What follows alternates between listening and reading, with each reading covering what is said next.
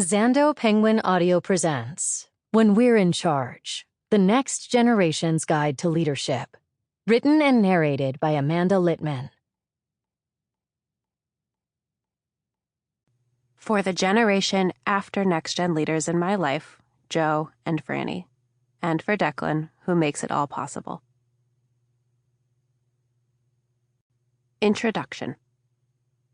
Back in 2017, when I started Run for Something, a political organization that recruits and supports millennials and Gen Zers running for local office, I kept noticing something unusual. At 27 years old, I was regularly the youngest person, and for sure the youngest woman, in many of the rooms I was in. My role as one of two co-founders was predominantly focused around fundraising and public events. So, by necessity, I spent a lot of time with people decades older than me asking for money. I'd put on my fancy lady clothes, which for me involved a lot of animal print and bright red lipstick, and try to make the case for investing in the kind of political work that wasn't flashy or exciting, but could make a meaningful difference if we did it right. Meanwhile, my co-founder and I were slowly building a team of employees that were expected to work hard while they were on the job and rest hard when they were off of it. We were tired after years of sprinting from campaign to campaign and wanted our organization's work culture to mirror our mission, long-term and sustainable.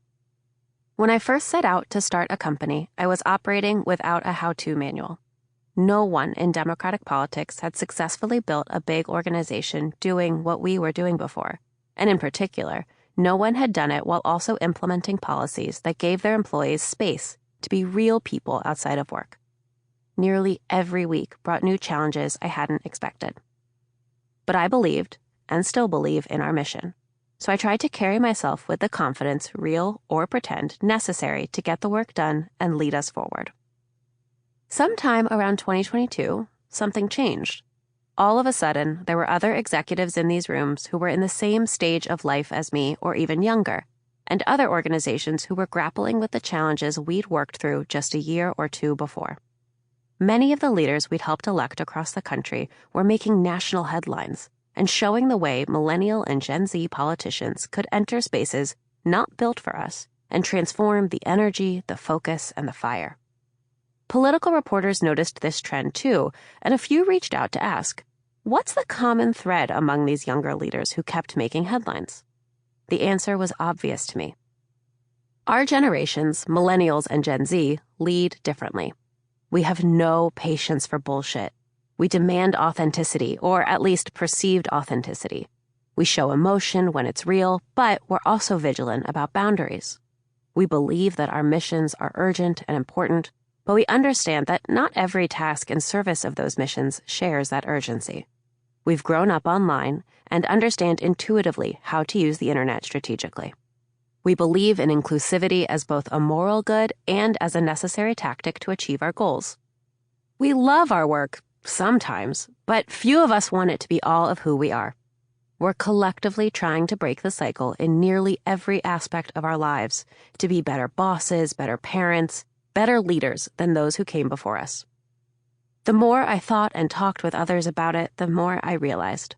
This wasn't just true in politics. My TikTok algorithm started showing me parodies about millennial and Gen Z bosses that deeply resonated. Little clips that mocked generational divides, with millennial leaders telling their teams, "No, seriously, stop working," with gentle but firm smiles, and "Why do I care why you need the PTO? If you need the time, take it." There was something simmering under the radar that I could not stop obsessing over.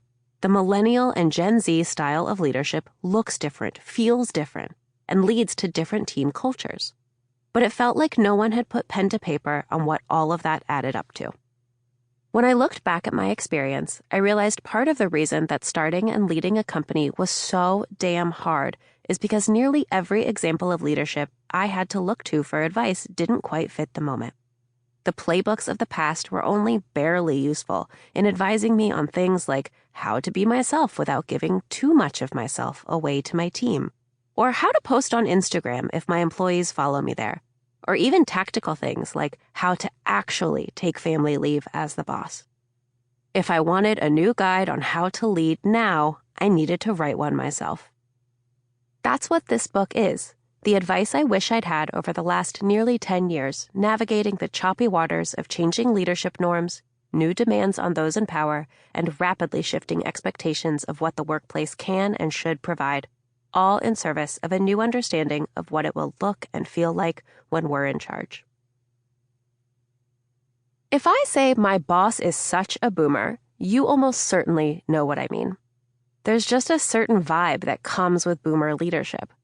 A deep love of institutions, a belief that if they had to struggle, so should we all, a stigmatization of mental health, a refusal to adjust company or team policies to accommodate burnout, and a mistrust of remote work environments because they can't understand how one could build trust through online communications alone. A boomer boss brags about never taking time off and doesn't understand why you don't want to answer emails on vacation or on weekends. The boomer leader puts no thought into what is posted on their own social media and doesn't know that you saw their every comment on some crazy Facebook meme. The boomer leader doesn't see any issues with calling their employees a family.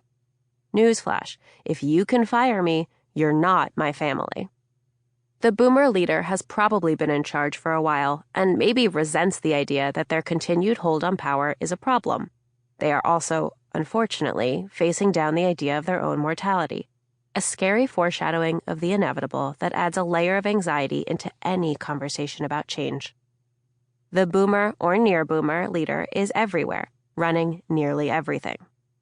Take our government, where in 2024, the average age in the U.S. House of Representatives is 59, and the average age in the Senate is 64, and we've certainly just elected our last boomer president.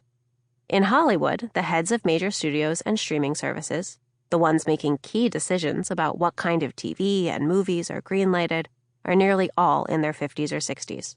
The stars of the typical movie or TV show in the late 90s were in their 30s, think Tom Cruise. Today, the typical movie star is nearing 50 or much older. Spoiler, still Tom Cruise. CEOs are old, Nobel laureates are old. The people running things at the National Institutes of Health are, you guessed it, old. College presidents and tenured faculty, the people leading some of our most forward-looking institutions that specifically serve young people, are also old. Even farm workers, median age 56.2, school bus drivers, 55.9, and building inspectors, 53.2, are older than you might expect. In nearly every industry across the United States, it's boomers or near boomers on top as far as the eye can see. That's about to change. In 2030, the youngest boomer will hit retirement age, and millennials and Gen Z, whom I collectively call Next Gen and a group I'm squarely part of, are about to be the majority of the workforce. All of us have had our lives directly or indirectly affected by one big moment in history after another, whether it was millennials graduating during the 2008 recession, reeling from the 2016 election results, or the COVID pandemic wrecking our formative years. Millennials have been driving a changing relationship to work, to institutions, and to community. And as Gen Z in particular enters the workforce in even greater numbers, they demand more and more out of leaders. More authenticity, more transparency, more politics, more values, more humanity, more community, more power, more everything. The millennial and Gen Z leaders who are taking power are grappling with those demands, some of which we can satisfy, others we simply can't, while also dealing with the new pressures that generations before us didn't have to bear. We've been told our entire lives to be ourselves and have climbed the career ladder as such, and then hit positions of power and realized, wow, we actually really cannot be ourselves if we're responsible for other people's livelihoods.